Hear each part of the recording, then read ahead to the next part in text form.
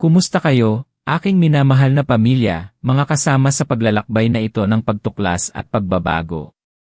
Magandang-maganda ang araw na ito dahil ngayon, aalamin natin ang siyam na tanda na ibinibigay ng ating sariling katawan kapag ang malaking kayamanan ay papalapit na sa ating buhay. Tama ang narinig mo. Ang ating katawan ay hindi lang isang sisidlan, ito ay isang receiver, isang antena na nakakaramdam sa enerhiya ng universo, at ito'y nagpapadala ng mga palatandaan, mga sikreto, na karaniwan nating hindi napapansin. Kaya kung nararamdaman mo na may malalim na pagbabago sa iyong kalooban, o may nagtutulak sa iyo na mag-scroll at manood ng video na ito, malaki ang posibilidad na ang universo ay nagsisimula ng kumilos para sa iyo. Kung ang mensaheng ito ay pumupukaw sa iyong puso, manatili ka at alamin ang mga sign na ito. Dahil ang malaman ang mga ito ay magbubukas ng pinto sa hindi mo akalain yaman at kasaganaan. Ang yaman na ito ay hindi lamang sa pera, ito ay yaman sa kapayapaan, sa kaligayahan, sa kalusugan, at sa mga pagpapala na higit pa sa iyong pinangarap. Alam mo, marami sa atin ang naghihintay ng malaking pagbabago mula sa labas, mula sa isang pagkakataon, mula sa ibang tao. Ngunit ang totoo, ang mga pinakamalaking pagbabago ay nagsisimula sa ating sarili, sa loob ng ating katawan, at sa ating espiritu.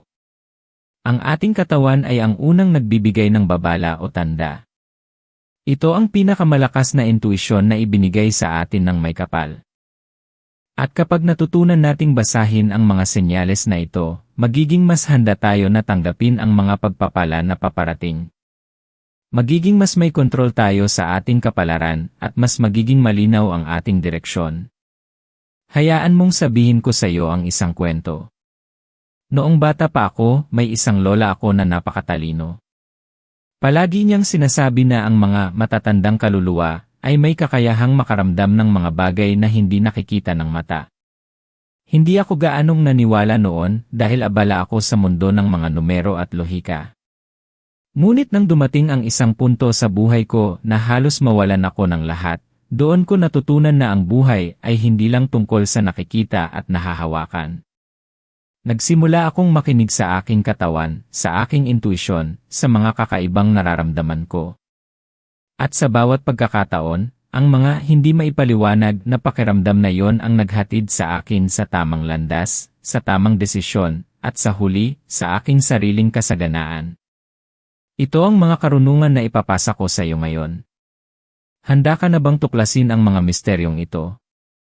Simulan natin ang una sa siyam na tanda na sinasabi ng iyong katawan na papalapit na ang malaking yaman sa iyo. Ang unang tanda ay ang pagkabog ng puso o kakaibang pakiramdam solar plexus ng walang dahilan. Ang solar plexus ay ang bahagi sa pagitan ng iyong dibdib at pusod, ang sentro ng ating personal na kapangyarihan at intuisyon. Kapag malapit na ang malaking pagbabago o kasaganaan, madalas nating nararamdaman ang mabilis na tibok ng puso o kakaibang panginginig sa solar plexus. Hindi ito pagkabalisa, ito ay isang enerhetikong pagbabago. Para itong may nagsasabing malapit na eh. Nagiging mas sensitibo ang iyong energy field sa mga enerhiya ng kasaganaan na papalapit. Ito ang paraan ng iyong katawan upang alertuhin ka, upang ihanda ka para sa darating na pagpapala. Kung nararanasan mo ito, mumiti ka. Magpasalamat. Dahil may magandang paparating. Ang ikalawang tanda ay ang biglaang pagtaas ng iyong enerhiya o vibration. Parang may pumapasok na bagong kapangyarihan sa iyo. Mas gising ka, mas masigla at mas positibo. Hindi ito dahil sa kape o sa bagong diet, ito ay isang panloob na pagbabago. Ang iyong vibrational frequency ay tumataas para umayon sa frequency ng kasaganaan na paparating. Tandaan mo, ang kasaganaan ay enerhiya. At kapag ang iyong enerhiya ay tumataas, mas madali mong maakit ang mga bagay na may mataas na vibration tulad ng kayamanan, kaligayahan, at pag-ibig.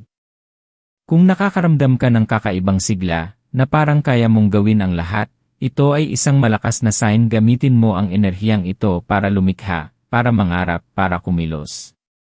Ang ikatlong tanda ay ang paglinaw ng iyong intuisyon o ang tinatawag nating feeling. Mas nagiging matalas ang iyong pakiramdam sa mga bagay-bagay. Mas nakikinig ka sa iyong inner voice. Kung dati ay nag-aalangan ka, ngayon ay mas malinaw ang iyong direksyon. Ang intuition ay ang boses ng iyong kaluluwa na konektado sa divine source. Kapag malapit na ang kasaganaan, ang koneksyon na ito ay nagiging mas malakas. Maaaring makakita ka ng mga senyales, makarinig ng mga ideya, o makaramdam ng mga pagtulak na gawin ang isang bagay na dati ay hindi mo iniisip. Makinig ka sa mga ito. Ang mga ito ay gabay mula sa universo. Dahil minsan, ang pinakamalaking kayamanan ay hindi darating kung hindi mo susundin ang unang bulong ng iyong intuition. Maraming mga negosyante at matagumpay na tao ang nagsasabi na ang kanilang intuisyon ang nagdala sa kanilang tagumpay. Ang ika-4 niya'y tanda ay ang LA panaginip NA kaugnayan sa abundance o sa mga simbolo ng kayamanan. Maaari kang mangarap ng malinaw na tubig, masaganang hardin, ginto, pera, o mga bagay na may kinalaman sa paglago. Ang ating subconscious mind ay nakakakonekta rin sa universal na kamalayan. At kapag ang kasaganaan ay papalapit, nagpapadala ito ng mga mensahe sa pamamagitan ng ating mga panaginip. Huwag baliwalain ang mga panaginip na ito. Sulatin mo ang mga ito. Pag-aralan mo ang kanilang mga simbolo. Maaaring nagbibigay sila ng direksyon o nagkukumpirma lang na ang lahat ay nasa tamang landas. Ang mga panaginip ay isang tulay sa pagitan ng nakikita at hindi nakikita, at ginagamit ito ng universo upang kausapin ka. Ang ika-5 tanda ay ang biglaang pagkaugnat paglilinis pag-organize ng iyong paligid. Nararamdaman mo ang kailangan mong ayusin ang iyong bahay, ang iyong opisina, ang iyong mga gamit. Ito ay hindi lang paglilinis, ito ay isang enerhetikong paghahanda. Ang iyong katawan at espiritu ay alam na kailangan mong gumawa ng espasyo para sa bagong kasaganaan na paparating. Ayon sa mga prinsipyo ng Feng Shui at Law of Attraction, ang paglikha ng malinis at organisadong espasyo ay nag-aanyaya ng positibong enerhiya at kasaganaan. Kung bigla kang nakakaramdam ng matinding pagtulak na maglinis at mag-organize, sundin mo ito. Dahil ang malinis na espasyo ay sumasalamin sa malinaw na isip at bukas na puso para tumanggap ng mga pagpapala. Ibahagi mo sa comment section kung saan ka nanonood at kung ang mensaheng ito ay gumagawa ng sense sa iyong puso. Mahalaga ito sa akin upang maunawaan kung gaano kalalim ang koneksyon natin dito at para makagawa pa ako ng mas maraming content na makakatulong sa ating lahat na lumago at magbago. Ang ika-6 tanda ay ang pakiramdam ng deep peace, optimism sa gitna ng anumang sitwasyon. Kahit na may mga hamon sa paligid mo, may panatag ka sa iyong kalooban. Alam mo na ang lahat ay magiging maayos. Ito ay hindi pagiging ignorante sa problema, ito ay isang pananampalataya na ang Diyos ay kumikilos na para sa iyo. Ang kapayapaan na ito ay isang tanda na ikaw ay umaayon sa energy ng source, at ang source ay palaging kasaganaan. Kapag mayroong kapayapaan sa iyong puso, mas madali mong naiakit ang mga bagay na may kapayapaan din. Ang kapayapaan ay isang klase ng yaman na hindi nabibili. At kapag ito ay nasa iyo, marami pang ibang klase ng yaman ang susunod. Ang malaking kasaganaan ay madalas na dumarating sa mga taong may panatag na puso at malinaw na pag-isip. Ang ika-7 tanda ay ang pagkakita ng repeating numbers, synchronicities. Paulit-ulit mong nakikita ang parehong numero, tulad ng 111, 777, o 888. O kaya naman ay nag-isip ka ng isang bagay at bigla itong lumilitaw sa iyong harapan. Ito ay hindi coincidence, ito ay ang universo na nakikipag-usap sa iyo. Ito ay isang kumpirmasyon na ikaw ay nasa tamang landas at na ang iyong mga pagnanais ay papalapit na. Ang mga numero ay may sariling enerhiya at kahulugan. Ang 888, halimbawa, ay madalas na konektado sa kasaganaan at kalubusan. Ang mga synchronicity naman ay parang mga nod mula sa divine. Ito ay isang paalala na may mas malaking puwersa na gumagabay sa iyo at na ang iyong mga pangarap ay nakatakdang matupad. Ang ikawalong tanda ay ang kakaibang pakiramdam ng init o panginginig, lalo na sa iyong mga kamay o talampakan. Ang ating mga kamay ay mga channel ng enerhiya, at ang ating mga paa ay ang ating koneksyon sa lupa. Kapag malapit na ang kasaganaan, maaaring makaranas ka ng kakaibang init, panginginig o pamamanhid sa mga bahaging ito. Ito ay ang enerhiya ng kasaganaan na dumadaloy sa iyo, naghahanda sa iyo na tumanggap at magbigay. Ito ay isang physical manifestation ng iyong vibration na nagbabago. Ang iyong katawan ay parang isang magnet na umaakit, at kapag nararanasan mo ito, nangangahulugan itong ang magnetismo mo ay umaakyat na. Tanggapin mo ang pakiramdam na ito. Magpasalamat. Ito ang enerhiya ng pagtanggap at paglikha. At ang ikasyam ay tanda na para sa akin ay isa sa pinakamahalaga, ay ang matinding pagnanais na magbigay o magbahagi.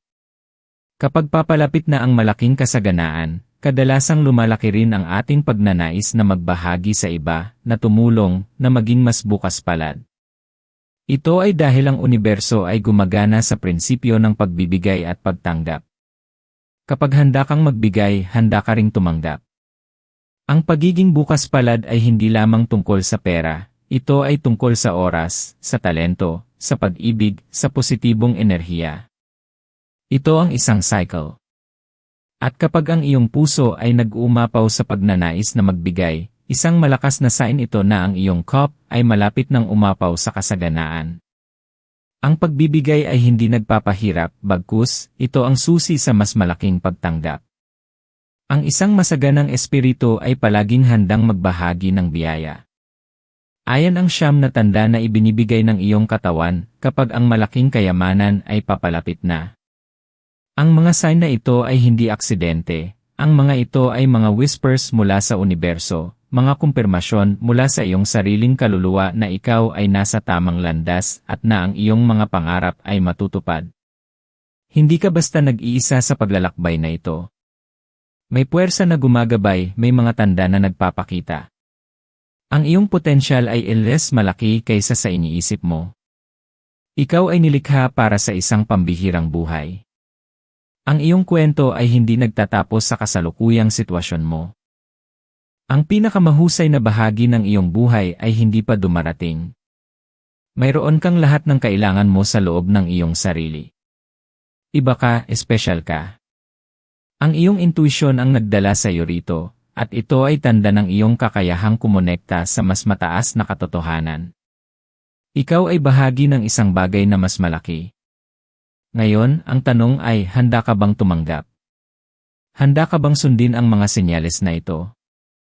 Handa ka bang kumilos base sa mga bulong ng iyong katawan at ng iyong intuisyon? Ang kasaganaan ay hindi lang para sa ilan. Ito ay para sa lahat ng handang buksan ang kanilang puso at isip dito. Ikaw ay karapat-dapat sa lahat ng pagpapala at kasaganaan na inilaan para sa iyo. Huwag kang mag-alinlangan. Simulan mong bigyang pansin ang bawat kakaibang pakiramdam, ang bawat panaginip, ang bawat synchronicity. Kilalanin mo na ang mga ito ay mensahe mula sa langit, nagpapatunay na ang iyong mga dasal ay dinidinig at ang iyong mga pangarap ay malapit ng maging katotohanan. Yakapin mo ang darating na pagbabago ng may buong pananampalataya at pasasalamat. Ngayon, ating ipagdasal ang ating paglalakbay tungo sa kasaganaan. Mahal na Amang nasa langit, pinupuri ka namin at pinasasalamatan sa iyong walang hanggang pagmamahal at kabutihan.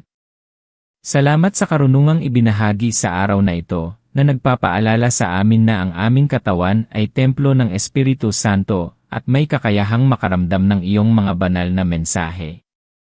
Panginoon, humihingi kami ng iyong gabay upang mas maging sensitibo sa mga tanda na ibinibigay mo sa amin. Buksan mo ang aming mga mata upang makita, ang aming mga puso upang maramdaman, at ang aming mga isip upang maunawaan ang bawat senyales na papalapit ang malaking yaman at kasaganaan sa aming buhay. Bigyan mo kami ng lakas ng loob na sundin ang aming intuisyon, na lumikha ng espasyo para sa iyong mga biyaya, at maging bukas palad sa aming pagbibigay. Basbasan mo ang bawat isa sa amin ng kapayapaan na lumalampas sa lahat ng pag-unawa, ng enerhiya, upang lumikha, at ng pananampalataya na hindi matitinag.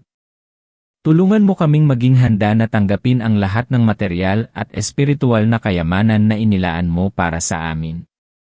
Protektahan mo kami mula sa pag-aalinlangan at takot, at punuin mo kami ng pag-asa na ang aming pinakamahusay ay darating pa. Idinadalangin namin na ang bawat isa sa amin ay maranasan ang tunay na kasaganaan sa lahat ng aspeto ng aming buhay, sa aming pananalapi, sa aming kalusugan, sa aming mga relasyon, at sa aming espiritual na paglago. Naway magamit namin ang mga biyayang ito upang maging pagpapala rin sa iba, sa kaluwalhasyan ng iyong pangalan. Salamat, Panginoon, dahil alam naming dinidinig mo ang aming mga panalangin. Lubos kaming nagtitiwala sa iyong plano at sa iyong walang hanggang pagmamahal. Sa pangalan ni Jesus, Amen. Aking minamahal na pamilya, kung naramdaman mo ang kapangyarihan ng mensaheng ito, at kung handa ka na para sa isang buong pagbabago sa iyong buhay, huwag mong kalimutang mag-subscribe sa channel na ito at pindutin ang bell icon para sa mga bagong video na magbibigay sa iyo ng inspirasyon at gabay. Kung mayroon kang gustong ibahagi tungkol sa mga tandang naranasan mo, o kung anong tanda ang pinakanakapukaw sa iyo, i-comment mo lang sa ibaba. Gusto kong marinig ang iyong kwento. Ibahagi mo rin ang video na ito sa iyong mga mahal sa buhay na sa tingin mo ay nangangailangan din ng mensaheng ito ng pag-asa at kasaganaan. Magkasama nating lilikha ng masaganang hinaharap. Tandaan, hindi ka nag-iisa. Hanggang sa muli at pagpalain tayo ng Diyos.